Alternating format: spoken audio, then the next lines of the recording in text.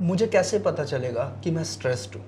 सबसे पहले आपकी बॉडी में चेंजेस आना शुरू हो जाएंगे। आप बहुत थका थका महसूस करोगे, जो आपका कॉन्फिडेंस है वो गिर जाएगा, आपकी एनर्जीज जो हैं वो लो हो जाएंगी और किसी भी काम में आपका मन नहीं लगेगा। अगर मैं 24/7 स्ट्रेस में हूँ और अनट्रीटेड रह रहा है वो स्ट्रेस, तो उसका मेरी बॉडी पे क्या असर होगा? सबसे पहले क्या होगा, आपकी बॉडी में हार्मोनल चेंजेस आना शुरू हो जाएंगे। अगर हम फीमेल्स की बात करते हैं तो उनमें पीरियड्स जो हैं वो बहुत ज़्यादा इरेगुलर हो जाते हैं या बहुत ज़्यादा पेनफुल हो जाते हैं। और अगर हम मेल की बात करते हैं तो उनमें हेयर फॉल होना शुरू हो जाता है, डैंड्रफ होना शुरू हो जाता है। ऐसे ऐसे जो बॉडी में चेंजेस हैं वो आना शुरू हो जाते हैं। क्या स्ट्रेस से कैंसर हो सकता है? जी हाँ, जो कैंसर की शुरुआत है वो स्ट्रेस से ही होती है। वो कैसे कि जो हमारा कॉर्टिसोल हार्मोन होता है वो बहुत ज़्यादा इंक्रीज़ होने लग जाता है, जिसकी वजह से बॉडी में चेंजेस आना शुरू हो जाते हैं। उसके बाद थोड़े टाइम बाद जब वो कांस्टेंट रहता है, जो स्ट्रेस का फेस है वो कांस्टेंट रहेगा, तो उससे क्या है, हमारे डीएनए में चेंजेस आना शुरू हो जाते हैं और वहीं से ही कैंसर की शुरुआत होती है। स्ट्रेस क्या होता है? हमारी बॉडी के ऐसे कौन से अर्ली साइंस है जिनको हम इग्नोर कर रहे हैं और हम जान ही नहीं पा रहे कि हम एक स्ट्रेसफुल सिचुएशन में है या नहीं? इन सभी आंसर्स को देने के लिए we have with us Ayurvedic health expert doctor Akanksha with us. So doctor साहब, आप हमारी ऑडियंस को ये बताइए कि एक्चुअली व्हाट इज स्ट्रेस?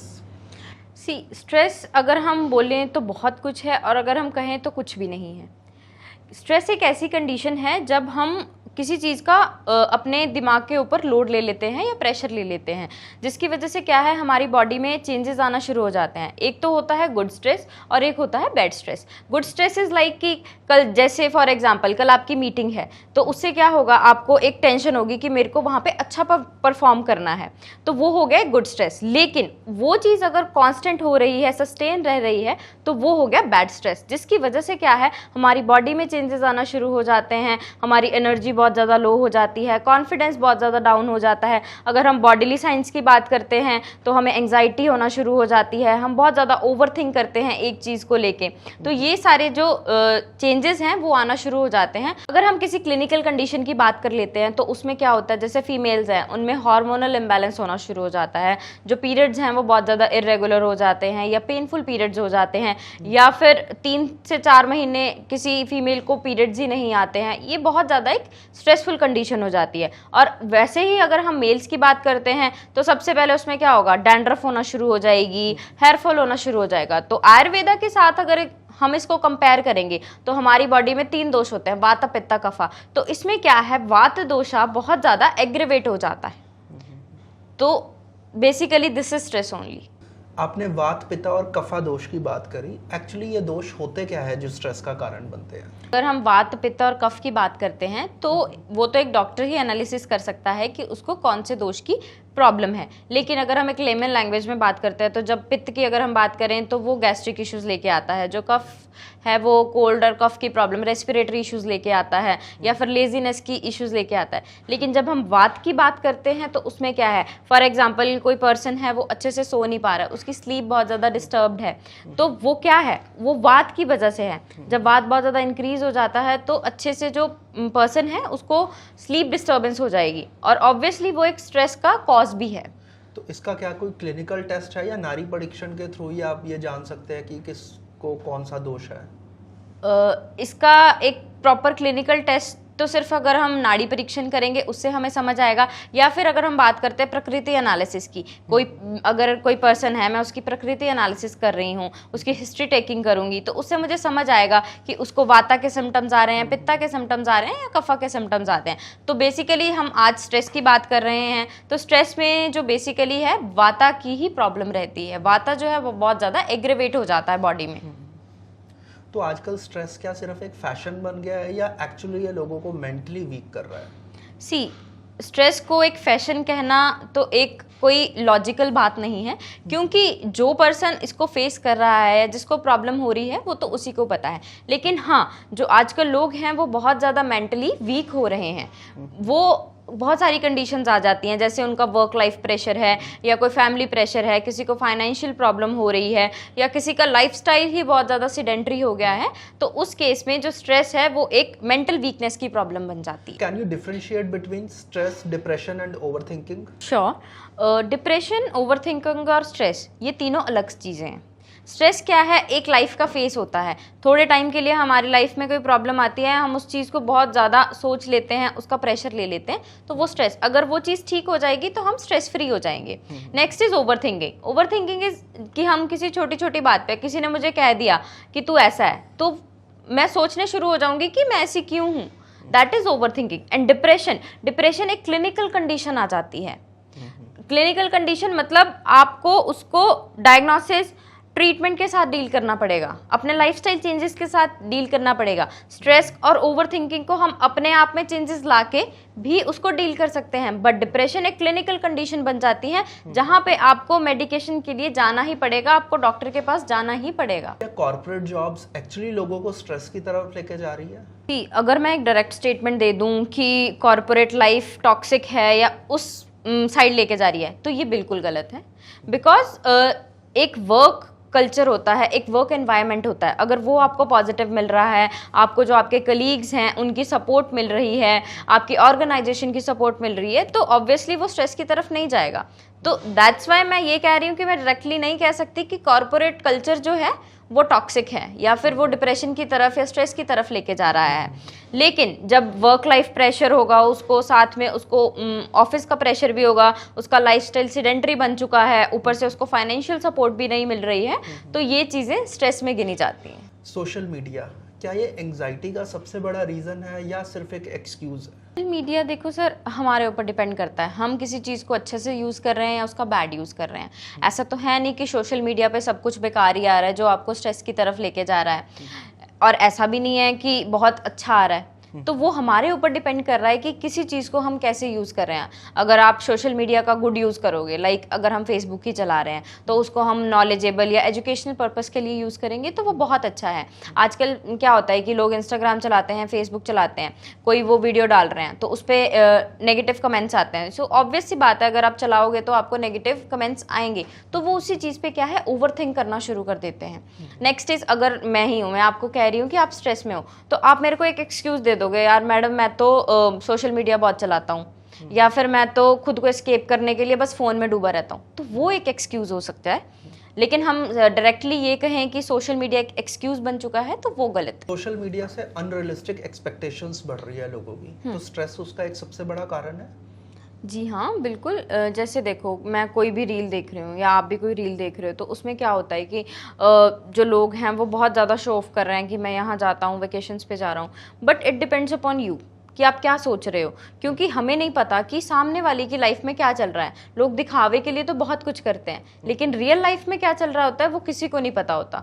तो ऑब्वियस सी बात है, अगर हम अपने उस माइंडसेट से देखेंगे कि मेरे पास ये नहीं है, मेरे को इस चीज़ की कमी है, तो ऑब्वियसली वो एक स्ट्रेसफुल कंडीशन बन जाती है और depression, anxiety, stress, over thinking के लिए एक ट्रिगर पॉइंट बन जाता है। जैसे हाल ही में चाइना में जितना इन्फ्लुएंसर्स थे, सबकी जो वीडियोस हैं उन पे गवर्नमेंट ने बैन कर दिया। अगर उन पे कोई डिग्री नहीं है तो they can't be a influencer in that field.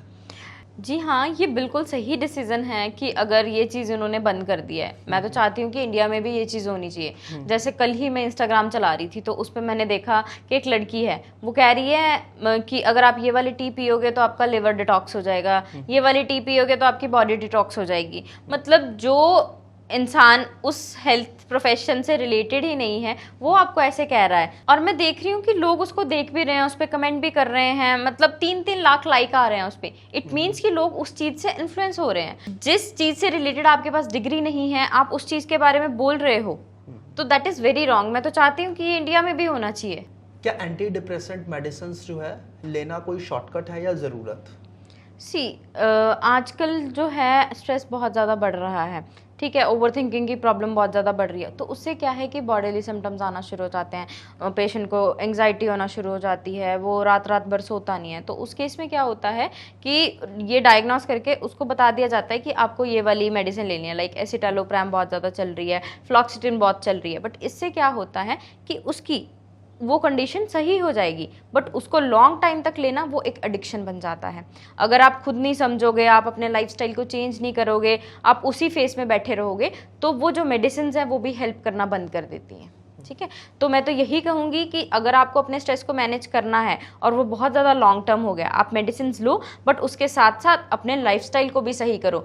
हमारे आयुर्वेदा में तो हम योगा कर सकते हैं, मेडिटेशन कर सकते हैं, तो वो बहुत अच्छा एक मेथड है कि आपका ब्रेन जो है उससे रिलैक्स हो जाएगा और आप स्ट्रेस से बाहर आ जाओगे। क्या पॉजिटिव थिंकिंग जैसा ज्ञान सचमुच ऐसी सिचुएशंस में काम करता है या सोशल मीडिया का इल्यूजन है? देखो सर, अगर जैसे आपको कोई प्रॉब्लम हो रही है तो मैं आपको बोलूँगी बार बार आप पॉजिटिव सोचो, आप पॉजिटिव सोचो। वो भी ना एक हमारे माइंड पे प्रेशर बन जाता है, हम सोचने लग जाते हैं मैं पॉजिटिव सोचूंगा, लेकिन वो भी एक हम प्रेशर की तरह कर रहे हैं, तो वो भी स्ट्रेस को बढ़ाएगा ही।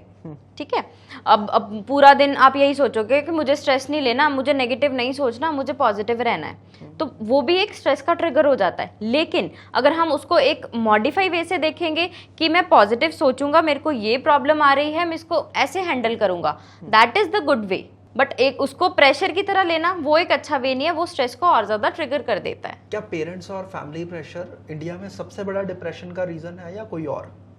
सबसे बड़ा रीज़न बोलना एक गलत चीज़ हो जाती है, बिकॉज ऑब्वियस सी बात है फैमिली आपके लिए कभी गलत नहीं सोचती है।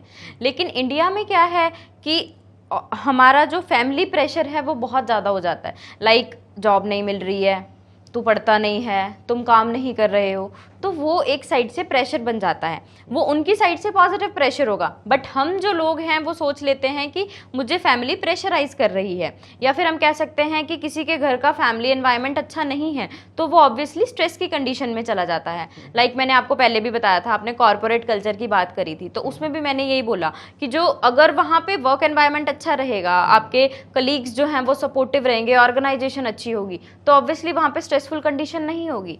सेम विद द फैमिली, अगर आपका फैमिली एनवायरनमेंट अच्छा है, आपके पेरेंट्स आपको सपोर्ट कर रहे हैं, किसी चीज़ का आपके ऊपर प्रेशर नहीं है, तो वो एक अच्छी कंडीशन हो जाती है। लेकिन वही अगर इसके ऑपोजिट होगा तो वो एक प्रेशर बन जाता है, तो स्ट्रेस के लिए ऑब्वियसली एक ट्रिगर बन जाता है। क्या सक्सेस के पीछे भागना एक स्ट्रेस का मेन कारण है या सिंपल लाइफ जीना एक बेटर ऑप्शन है?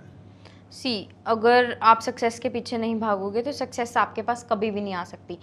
अगर आप मेहनत नहीं करोगे तो सक्सेस आपके पास कभी नहीं आएगी। लेकिन हम इसको डिफरेंशिएट नहीं कर पाते हैं।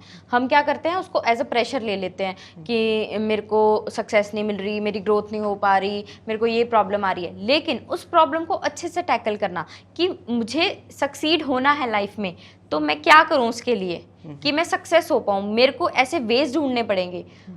ये तो एक एस्केप रूट हो गया कि मेरे को सक्सेस नहीं मिल रही, बस उससे स्ट्रेस हो जाएगा, बस फिर उससे मेडिकेशंस पे लग जाओ, लाइफस्टाइल पूरा उससे ख़राब हो जाता है। बिकॉज आजकल तो ऑलरेडी हम सीडेंटरी लाइफस्टाइल जी रहे हैं, तो उसके बाद हम ऐसा स्ट्रेस लेना शुरू कर देते हैं, तो वो एक बहुत डिफरेंट कंडीशन बन जाती है। क्या मेडिटेशन और आयुर्वेदिक हर्ब से स्ट्रेस को मैनेज करा जा सकता है? जी हाँ, बिल्कुल करा जा सकता है। एलोपैथी से ज़्यादा आजकल आयुर्वेदिक हर्ब्स जो हैं वो अपना काम कर रही हैं। ठीक है, एक तो नेचुरल वे है, नेचुरल मेडिसिन हैं, प्लांट बेस्ड एक्सट्रैक्ट्स होते हैं जो आपकी नॉर्मल हेल्थ को भी ख़राब नहीं कर रहे। एलोपैथी मेडिसिन मैं ये नहीं कह रही कि वो गलत हैं, आप उसको शॉर्ट टर्म के लिए लो, जितने टाइम तक आपके जो सिम्टम्स हैं वो चले जाते हैं तब तक लो। उसके बाद आप आयुर्वेदिक हर्ब्स ले सकते हो, जिससे क्या है आपका ब्रेन रिलैक्स होना शुरू हो जाएगा। लाइक अगर किसी को स्टार्टिंग का फेस है स्ट्रेस का, उसमें तो आप आयुर्वेदिक हर्ब्स लोगे, अपना लाइफस्टाइल चेंज करोगे तो वो सही हो जाएगा। जैसे फॉर एग्जांपल है, हम अश्वगंधा लेते हैं, ब्रह्मी लेते हैं, जटामांसी लेते हैं, तो ये चीज़ें क्या करती हैं, जो हमारा स्ट्रेस हार्मोन है कॉर्टिजोल है उसको कम करने में हेल्प करती हैं, हमारे ब्रेन को रिलैक्स करने में हेल्प करती हैं। लेकिन इसको क्या है, हम अलग अलग लेंगे तो वो एक हमारे लिए ही प्रेशर बन जाता है, तो वो भी एक प्रेशर हो जाएगा, वो भी एक स्ट्रेस का कॉज हो जाएगा कि मेरे को दवाई खानी है, मेरे को दवाई खानी है। तो हमारा लाइफ वेदा का ये प्रोडक्ट है डी स्ट्रेस। इसमें हमने अश्वगंधा, ब्रह्मी, जटामासी ऐसे जो मंडूक पर्णी बेसिकली गोटुकोला के नाम से भी आती है, वो हमारे पास ऐसे हर्ब्स हैं। हमने एक ही जो हमारी मेडिसिन है, एक ही मेडिसिन में ये सारी आयुर्वेदिक हर्ब्स हैं जो आपका माइंड रिलैक्सेशन का काम करती हैं, आपके स्ट्रेस में, आपके डिप्रेशन में, एंग्जाइटी में, सब में हेल्प करती है।